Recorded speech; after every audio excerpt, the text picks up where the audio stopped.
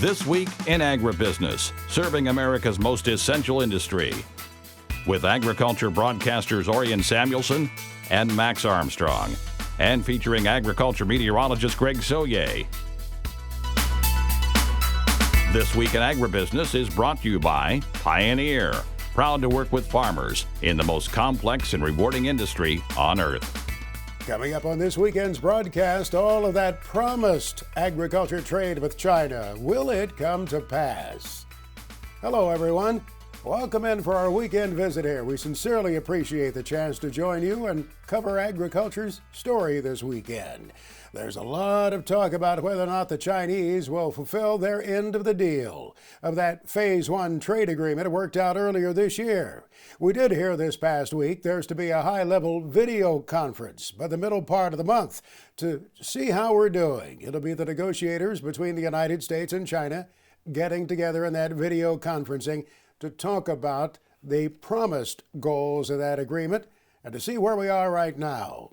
This week I spoke with the Deputy Secretary of Agriculture of the United States, Steve Censky, and he said, indeed, we are still on track in terms of that agreement with China. China has been purchasing, and they've been stepping up their purchases of agriculture commodities, as we've seen in the markets. We still think that they can do better, and they have more to do, but they have lived up to their agreement in terms of revising and eliminating, solving a lot of tariff and non-tariff trade issues that really were frustrations, sometimes for decades, that kept our products out of the Chinese market. We've taken care of those, and then of course the purchase commitments, and China has been stepping up. They still have further to go, but they say that they have every intent of living up to it, and we want to hold their feet to the fire as well.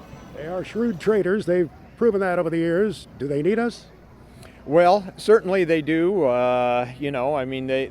are. We're one of the largest suppliers in the world, and of course we've seen that they have been purchasing. They do need our soy. They've been purchasing corn. Corn prices are way up in China, and we've seen some really huge corn purchases from the United States, which is great to see. Pork, beef, chicken, just a number of commodities. Yes. A number of farm organization leaders, past and present, continue to ponder our trade with China. Alan Kemper, a farmer in Indiana, 30 years ago was president of the National Corn Growers. 10 years ago was president of the American Soybean Association. And of our relationship with China, Alan told me, we're not best friends, but we're very much professional friends. I'll say that with the two countries. I mean, that's a dilemma with the COVID out here. COVID-19 is creating a little bit of wedge in that. But they need our product. They have a growing amount of people. They know the Communist Party and the government in China knows to keep them people fed well, to have a secure country with that. They know that between us and South America are about the only two suppliers of beans right now. We're probably one of the cheapest in the market for them. So they're here buying, and we appreciate that. And the man who is the current president of the American Soybean Association, Bill Gordon, who farms near Worthington, Minnesota, shared with me that yes, trade is one of several concerns on the docket right now as far as his association is concerned. In a year when it appears our crops are getting larger. There's a lot of optimism going in. We finally have a decent crop year coming out. Here we've driven by some beautiful soybean fields, and it looks like if Mother Nature's kind, we can get to the fall and have a great year, yield and a great year with soybeans, and then we can get that trade back up and going, and we can get those soybeans shipped across the world and here domestically on our biodiesel and our animal agriculture. On the list of the matters that really matter right now to ASA as far as governmental affairs on the national level, what's at the top at this moment? Really the farm economy, trying to make sure we keep that safety net and the farm bill strong. But then you go to trade, biodiesel, and infrastructure. Our locks and dam systems, we're having some movement in the word bill, trying to get the locks and dams rejuvenated so we can keep that trade up. But just really thinking of the environment and sustainability with our biofuels and what we can do there. And it all really surrounds around trade and the economy of the farm and keeping that healthy. Bill Gordon from Minnesota and his colleagues on the American Soybean Association board gathered this week for a celebration of 100 years of the American Soybean Association. They were on a farm in Indiana where it all started back in 1920. It was my privilege to play a small role in that gathering this week as they had their party on that farm near Camden, Indiana.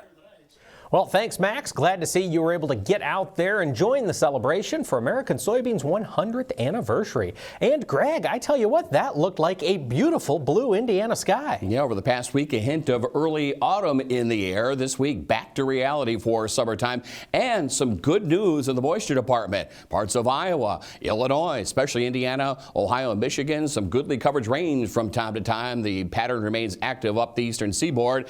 Monsoon season, still a disappointment. Hit and miss of potential into the southwestern part of the country. Need more moisture in the Pacific Northwest. Nothing going on. That detailed week-by-week forecast through early September coming on up. Well, thanks, Greg. We look forward to the rest of that forecast. I know a lot of growers out in west central Iowa are watching the skies for rain because they're a little nervous about their crop. However, across the country, crops are looking pretty good. To help us make sense of what's going on, Matt Bennett from agmarket.net is joining us this week. Matt, thanks for taking the time to chat with us.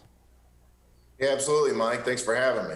You bet. Well, I tell you what, looking ahead to this next week, we've got the August World Agricultural Supply and Demand Estimates report coming out of USDA.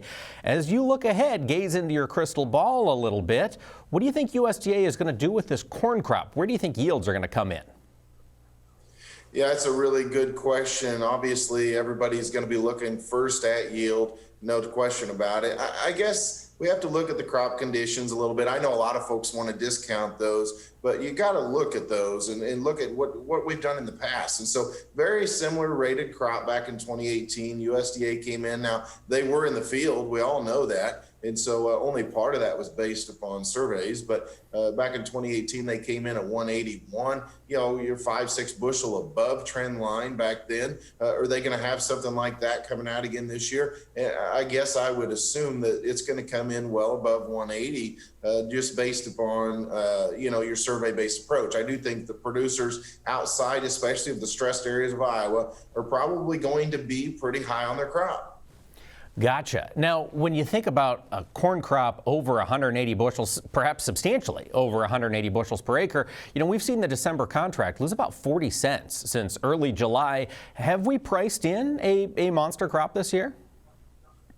That's a really good question. I've got to think that if we didn't have some of these nice sales, surprise sales here in the last 3 weeks from China, 2 million ton last week, obviously huge, sale